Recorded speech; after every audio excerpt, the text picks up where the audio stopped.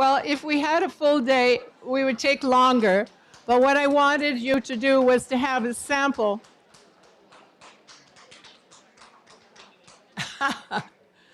I'm delighted that you like each other that much and can share. When I studied with Carl Whitaker at Wisconsin, as you know, he had a reputation of being a little unorthodox. He said, amongst many other things, you need a cuddle group. Every therapist needs a cuddle group. And by that, it was the 1970s, but he really meant peer professionals who meet monthly to talk about ethical issues, cases you're stuck on, and personal issues. I've done that all of my life, although I've had to get a younger cuddle group now because my other cuddle group is no longer here, sadly. So you need a cuddle group, and it was nice to see you sharing information. No money is exchanged. It's not a supervision group. It's peer supervision or peer consultation. Call it what you will. I call it a cuddle group. All right. Thank you for that. Now we're going to go, using both and thinking, which is dialectical, we're going to go into the 6 guidelines for living with ambiguous loss. You, please, it's just because I'm inept on the computer that this is not in a circle. It should be in a circle. It's not linear. Believe me, it's not linear. You might start wherever you want. By the way, finding meaning is the most difficult one and takes a long time. So you might start somewhere else, mastery, bringing something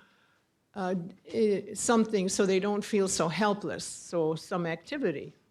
All right, let's go into these, and I want you to know there's a chapter on each one of these in the professional book that I held up at the beginning. So what you're getting today is a once-over lightly. The first one is finding meaning, how to make sense of your loss. The kids have to make sense of their parents' incarceration, and that may not be how we make sense of it.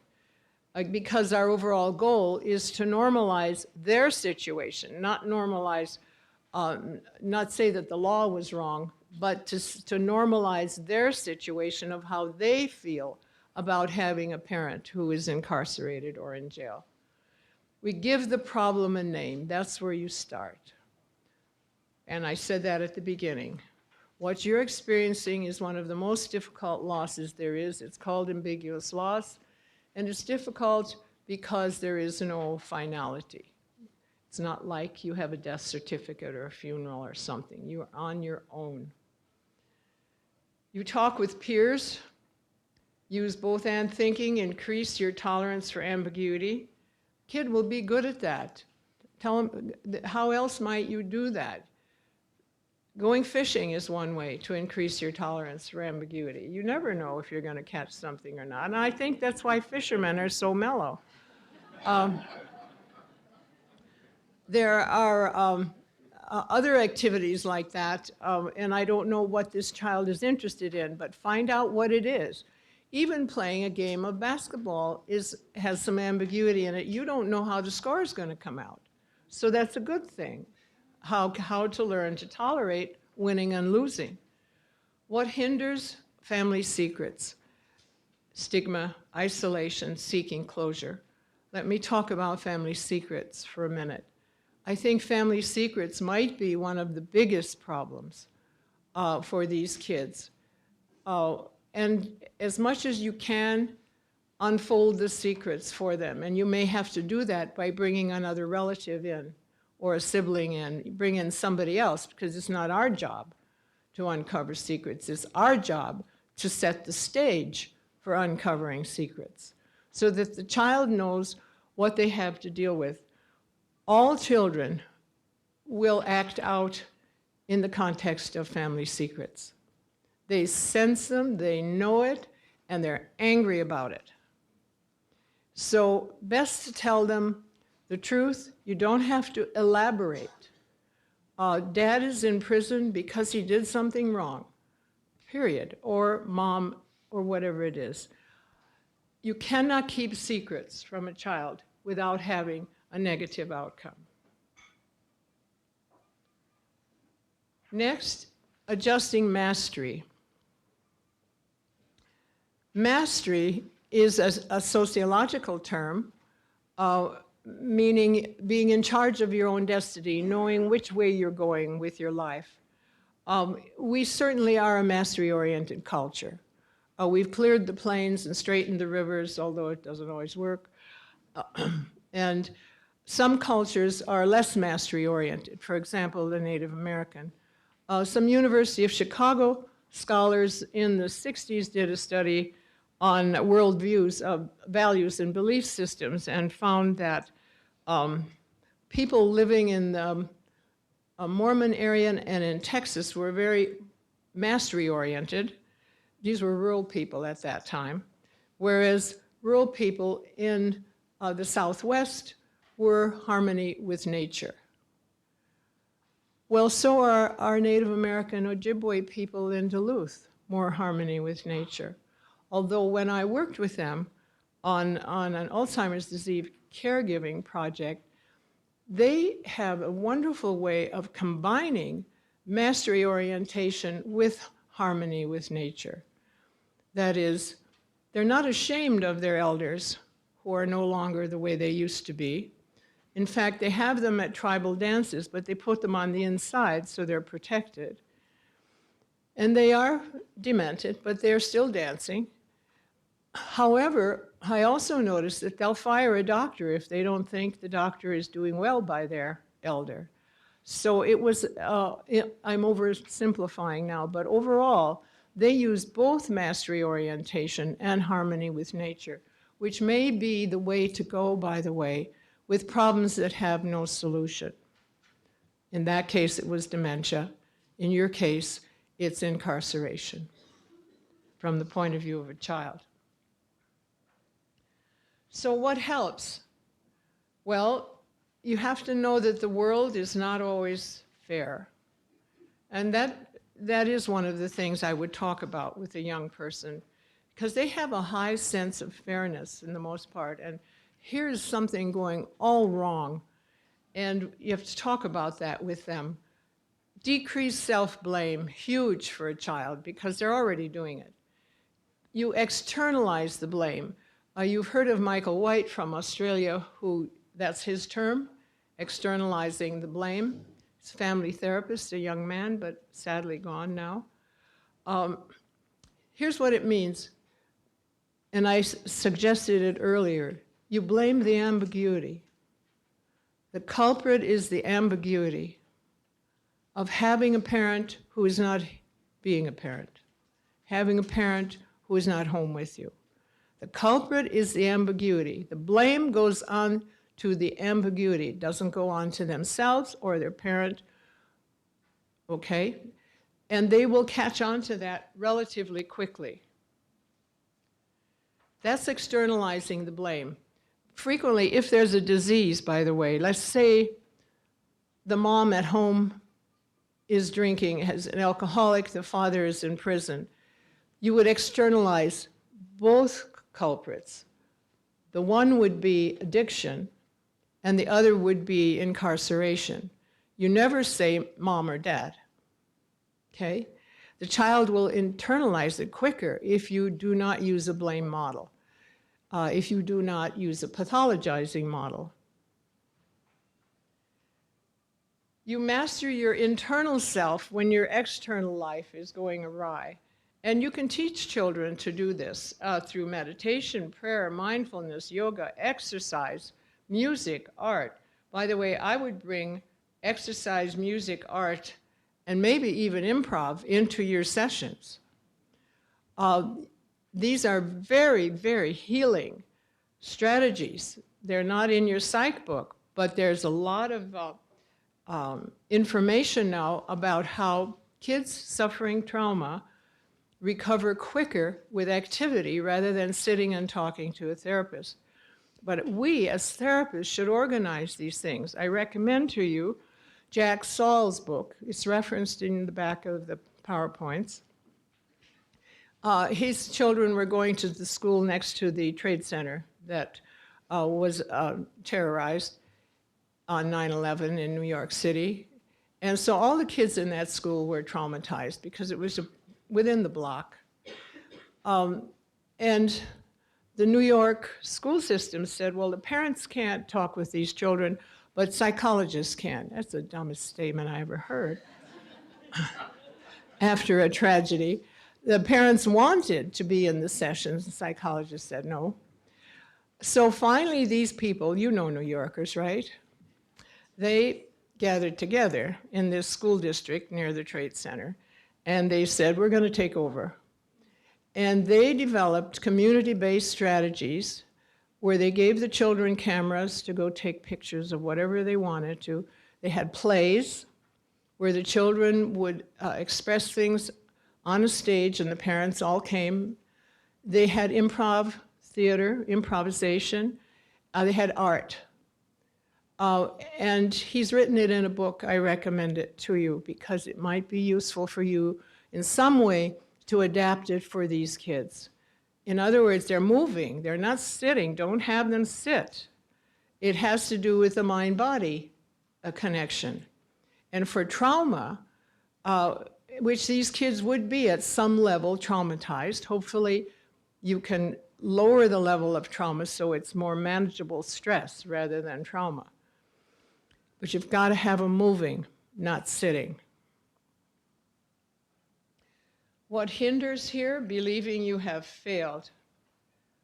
There's a research update here, and I got that from one of the workers internationally who was working in Nepal, India, which is a very patriarchal culture where the men are in charge. And when a woman marries, she leaves her family and she goes to their village. First, I had it called Tempering Mastery because I wrote this after I worked with the New Yorkers. And I thought they should temper their mastery because they didn't like not finding anybody at ground zero. And by the way, half of those people are still not identified today. They wanted it over with. It's a highly mastery-oriented society. So I wrote Tempering Mastery, and you'll see that in the book. I now changed it to Adjusting Mastery on the basis of this Nepal research, because in a society where people are not empowered, they need to increase their mastery, not decrease it. And that may be your kids. So in this case, it was the wives of men who were kidnapped. And in that patriarchal society, the wives became nothing. They were neither wife nor widow. And therefore, they became the Cinderellas of the family, if not the sexual prostitute of the family. And so there was a lot of abuse. And what these interventions did, based on ambiguous loss, was they created a psychological family for these women of the other women in the area whose husbands were kidnapped. So now guess what? You have 10 women together. That's empowerment. They have more power now. If one of them is abused, they can now go to them. They can somehow make an impact on that family that's not treating her right, whereas one woman alone could not. So just think about that story and take it and apply it to your kids. Group them together so they can get stronger. They may need more empowerment. And on the other hand, you may need some kids who need less. I'm not sure. But I just think kids need to have the right kind of power instead of the empowerment they think will get them what they want. Third is reconstructing identity. How do you know who you are now? This one is turning out to be big. And I hadn't thought of that at first. I thought mastery would be it. This is at least as important as mastery. They don't know who they are now, and their identity, let's say at school, may be coming kid of an incarcerated parent. You don't want that to be their identity. So you'll have to concoct a new identity with them, collaborate, find a new identity. A kid who's good at basketball, a kid who's good at cooking, something, figure out something, but you need a new identity for that kid So to replace the one that you know is in their head, and it's probably not good. It will give them more empowerment, it'll give them more pride in who they are, because this thing over here is fraught with shame for them in most cases. So you find supportive family members or relatives, if you can. Ask the child who that would be. They'll tell you. If there's nobody, by the way, elders are huge. And in New York, we use the elders almost as a co-therapist. They were huge help because they had been through trouble before, had survived. And so if you want to teach a kid resilience, usually ask their grandparents. Because they're still around, they've survived, they've gone through trouble, and they can teach the grandchild, or an aunt or an uncle, somebody who's lived life, is what I'm saying. To teach these young people, how do you stay strong when everything around you is crumbling? So I would have these elders come to the peer groups or come to your sessions so they can hear their stories of resilience. That's how you learn resilience. From somebody you like who did it. Okay? You redefine family boundaries, who's in and who's out, who plays what roles, and therefore, who am I now? What hinders is not wanting to change. Well, that's a problem for all of us. None of us wants to change, but life pushes us on, doesn't it? And so you may want to get philosophical with these kids. They can handle it. Number 4, you normalize ambivalence. Now, ambivalence, again, is a psychiatric term, but I am using it from sociology again. Robert Merton, early on, Barber and Merton, wrote about sociological ambivalence, which means it doesn't come from a psychiatric disorder. It comes from the outside social environment. In this case, you have a father or a mother who's here but not here. That ambiguity creates ambivalence. It's just natural, it will. It's not a problem, but it needs to be talked about. It's a problem if they want to harm somebody because of it, themselves or somebody else. I hate myself because my parent is in prison. Well, you'd want to work on that. I'm going to kill myself because the kids in school are picking on me because I'm the kid of a prisoner. Want to work on that. So the ambivalence is to have, yes, a feeling of anger, but you should also find some joy in that kid's life. Now, you may have to hunt a bit, but there's somewhere. And even about the incarcerated parent, as bad as a parent can get, try to find something about that parent that is positive, even if it's the color of their eyes or the color of their hair. I mean, the child will discount you if you just throw it out altogether. Your parent is no good. You already know this. So the ambivalence has to be both, I'm angry, I know that person did something wrong, but I also like this about my parent. And that you normalize the ambivalence. And remember, it's social ambivalence, it's not psychiatric ambivalence. What hinders denying or keeping secret that you sometime wish it were over? What this would mean for a kid is, I wish my dad was dead. I wish my mom was dead, she embarrasses me.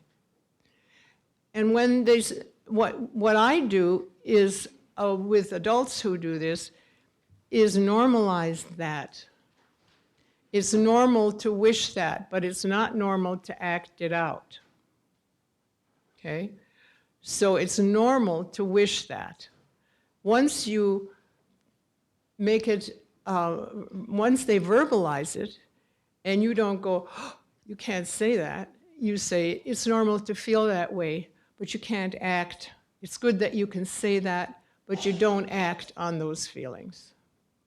So you normalize it, but you put boundaries on it. You revise attachment. How can you let go without the certainty of loss? So the attachment has, let's say they were very attached to this person, or they weren't. It was an abusive parent, they're glad they're in prison. So you may have any degree in between, I'm sure you've seen. So you're going to need to adjust this intervention to that particular kid, okay? What helps? Recognizing that your parent is both here and gone, grieving what you have lost. And by the way, it may not be that they're grieving the loss of the physical presence of that parent. They may be grieving the loss of having had that parent as a decent parent, as a non-abusive parent. Find out what it is. Having a parent who's violent and abusive to you is an ambiguous loss in and of itself. You had a parent, but they didn't act like a parent. So you're going to have to figure out each individual case, how to do this. But this is the guideline. That's why I called them guidelines. What hinders holding on without also developing new attachments? Here we go again. New attachments can't be you. It can be you temporarily, by the way. But you go home, and it's over eventually. So you become another ambiguous loss. So your job is to attach this kid to somebody who will stay in their life. Peers, may I suggest again, peers, powerful, and some elder as well. Discover new hope. How can you find new hope when your loss remains ambiguous? What helps? Becoming more comfortable with ambiguity, and by the way, it's a kind of spirituality, I'm told. I write in a more secular way because I was a professor at a public university, but I'm told by people from various faiths now that tolerance for ambiguity is faith. Faith in the unknown. So, yeah, it is, actually. There's no empirical proof that deities exist, that God exists, but many people believe in that. And so that's trust in ambiguity. Faith, trust in ambiguity. So many people already know how to do this, okay? But now you're talking about your own life. Can I have this sort of family, some of whom's here, and some of whom are not here? How can I concoct family in my head as a kid with this sort of ambiguity of people around me? What helps? You become more comfortable with ambiguity. You laugh at absurdity. By the way, they like to make jokes about this. And black humor, or dark humor, or what they use in emergency rooms, I forgot what they call it, is helpful for coping. So making fun of something may help. You redefine justice. The world is not always fair. Rabbi Kushner's book is still a good one. It's very, very old. Mine cost $3.95, so you know how old it is. But he talks to us about when bad things happen to good people. And that's still a very good book, when bad things happen to good people. Find something that this kid can control and master. If only a board game.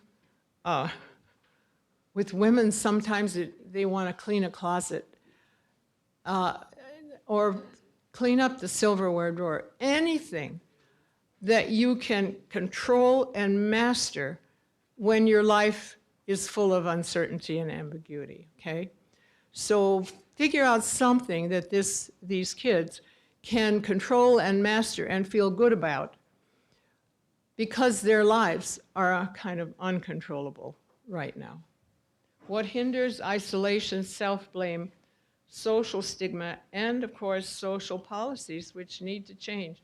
Society needs more education about this. They don't know about these children. And yes, they do stigmatize. Applying guidelines, you can use it whatever your discipline, psychoeducation, psychotherapy, cognitive or emotional based, or narrative. I like narrative. Kids like stories. Assessment and treatment, it can be used for that. You can tailor the interventions to fit each child and to fit the culture. Now, self-care for professionals, I'll go through this rapidly because you probably had this. We cannot bring families and individuals farther than we ourselves can go in tolerating ambiguity. So we increase our own comfort for ambiguity, unanswered questions, and that requires both and thinking. So I hope you got a taste of what it could be with your small group work a while ago. But go home and do some more, and do some more with each other.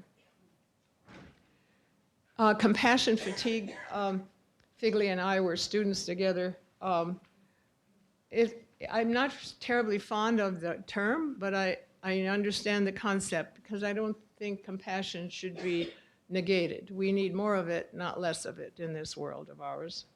However, you can have burnout, or you can be overly compassionate so that you don't think of yourself and your own needs anymore.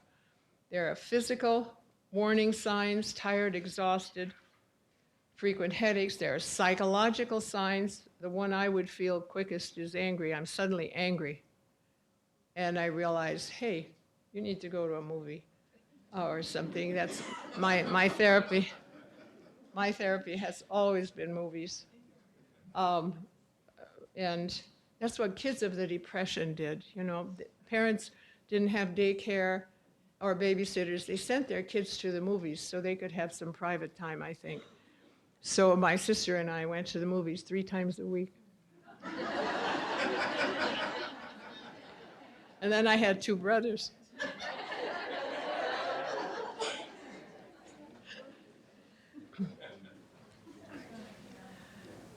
To stay strong, of course, I've tried to do this myself. We acknowledge our own feelings about our relational transitions, especially those that remain ambiguous. And as you get older and go through life, there are new ones every few years. And so this is a job that's never done, by the way. You have kids, and they leave home, and then you grow older, then people start dying, and people start getting dementia, your friends, and so it's different.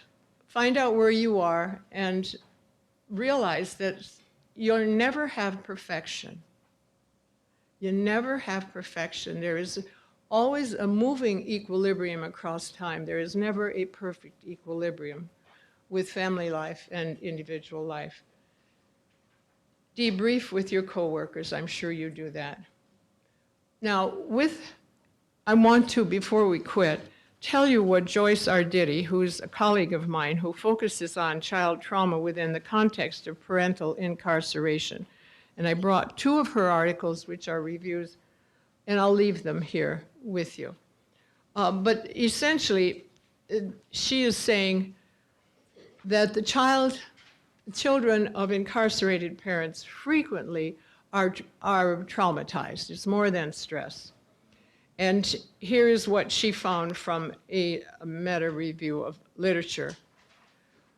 She identified 3 family processes that contribute to child trauma within the context of parental imprisonment. First is the pre-incarceration factor, which I alluded to earlier, including the involvement of the offender parent and the child's exposure to arrest. So it depends on how attached the child was, whether they saw the arrest, whether it was traumatic, whether it was done when the child didn't see it, etc.